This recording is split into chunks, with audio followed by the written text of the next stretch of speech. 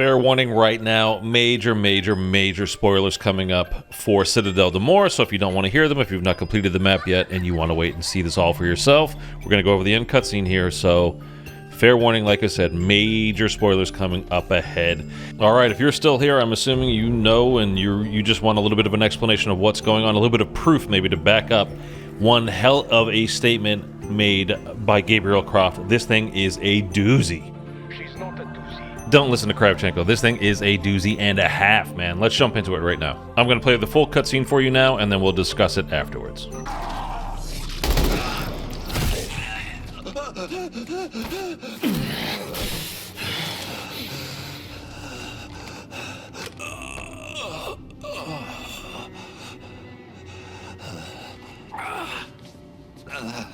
Krafft, we need to know, what do we do with the amulet?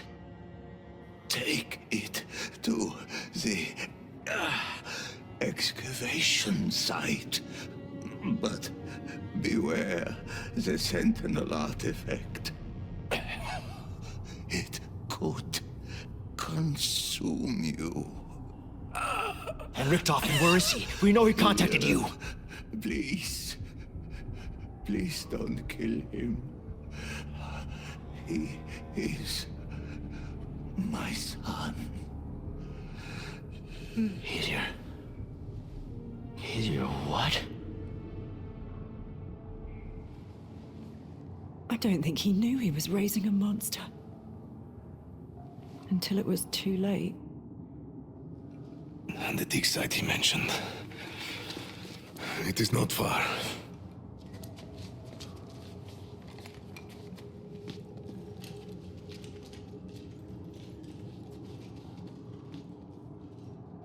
Okay, so we got Gabriel Krafft back, and it was for a very brief time, and now he's gone. But in fairness, he was a very old man by this point, so anyhow. Another thing, obviously they mentioned the excavation site and how it's not far from here. We are in France. Obviously, we are Zombies players. Immediately, we think of Origins. I mean, it's just plain and simple, but we're not even going to touch on that right now.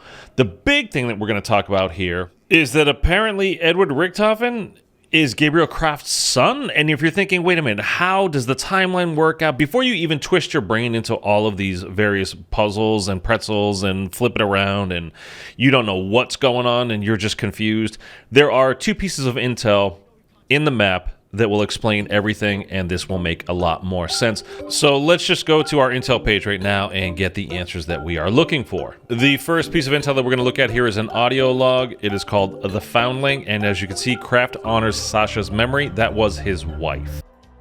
When we were young, Sasha and I often spoke of children. It was our dream.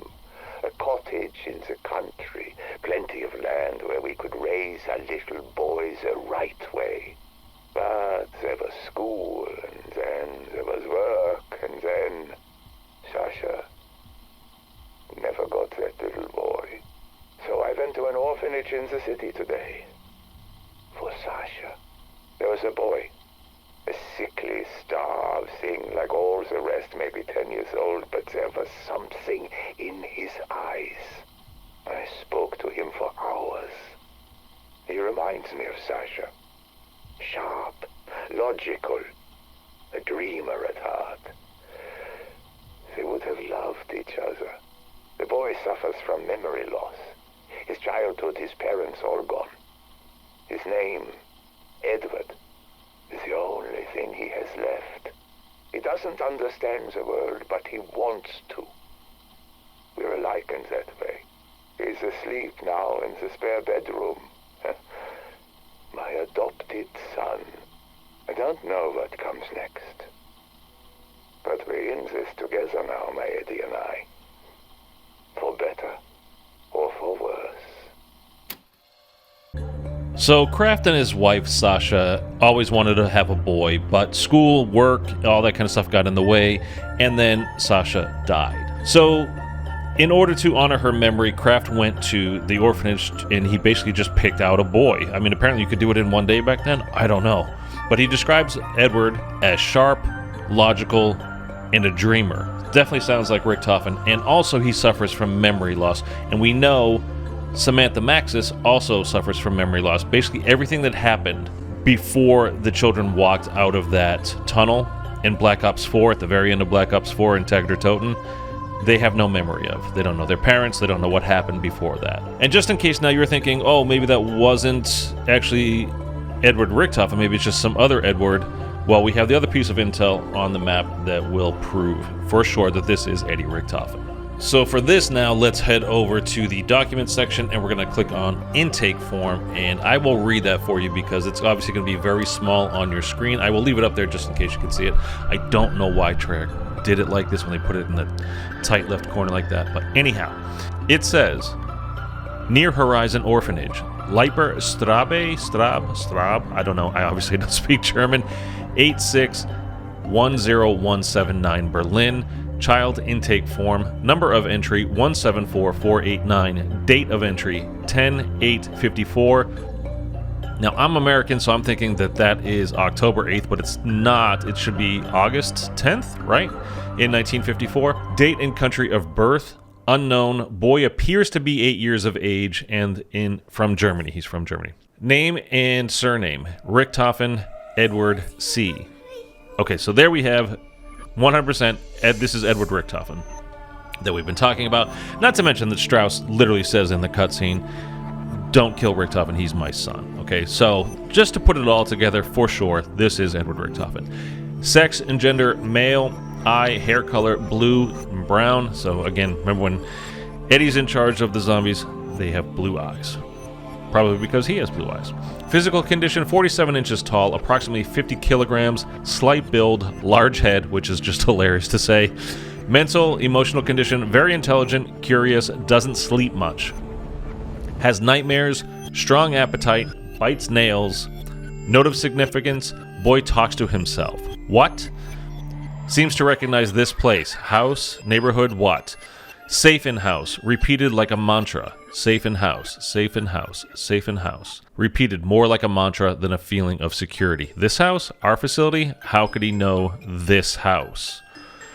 Well, he's not talking about that house.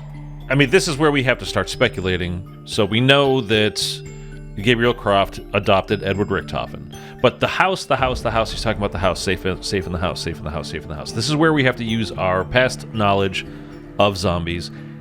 And the house is almost definitely the house that we see in the cutscene at the end of Origins. It's the house at the beginning of, and during, actually, Revelations that we're talking about. The kids are safe in the house. So we know that he has memory problems. We know that Samantha has memory problems going back. They don't remember anything that happened before the ending of Toten. Again, once they emerge from that tunnel into the light, everything from before that is not gone. We can't say gone because this is what he's talking about. You know, he keeps referencing the house. But what he can remember, what he can feel, what he can kind of sense is just this kind of cloudy vision of what happened before. And whether they know it or not, it really is something that happened to them. And so he keeps repeating, the mantra of the safe in the house, because it actually did happen to him. But it's probably one of those things where, like, is this real? Did it actually happen? Or was that a dream? I don't know. So it's very curious going forward, and for Treyarch to be specifically now referencing Origins is a very bold move. And even leading up to Citadel de More, it's a castle in Europe. I mean, there was a lot of people talking about, hey, Horizon 2.0. They very much seem to be going full head on into combining every single Treyarch Zombies game that there has ever been, including Vanguard, and including Chaos, which was specifically not part of the Ether story. They're saying now, yeah, it is in Dark Ether, the connections there were obvious, but now they're saying, yeah, Chaos 2, everything, put it all together, man. And they're referencing Horizon, and now they're referencing the kind of god of them all, Origins. I mean, most of us Zombies players consider it to be the #1 map and Easter egg of all time. Even if you don't, though, you probably have it in your top 3, top 5. I mean, if you genuinely dislike Origins, I don't know what to tell you. I don't know what to think. But it just makes things very interesting going forward. Like, what are we going to see going forward here? Like, are we going to get the OG crew back soon? We kind of feel like we're leaning in that direction anyway, but Is it coming a lot sooner than we even thought? I don't know. I'm very curious to know what you guys think about all this, though. Combining all of the worlds, all of the multiverses, kind of putting it all together and saying, yeah, we're not shying away from these different aspects of our past. Even Vanguard, they're leaning into it. Although you do notice that with Gabriel Krafft, they introduced him, we talked to him once at the beginning of the game, and then at the end of the game they killed him off. Like, we don't want to stay there too long. Like, Vanguard was, eesh. Is that why they did it that way specifically? I don't know, but it kind of feels that way to me. Anyhow, like I said, guys, you let me know what you think. Put it down in the comments, and man, I am really looking forward to DLC too. I gotta be honest with you. Like, I don't know. Would they have the cojones to actually go back to Origins? I mean, I don't think so. It's gonna be an excavation site, but not the excavation site, right? I mean, they wouldn't be that bold, I don't think, would they? I don't know. Like I said, you guys tell me what you think down below, and I'll catch you in another one real soon.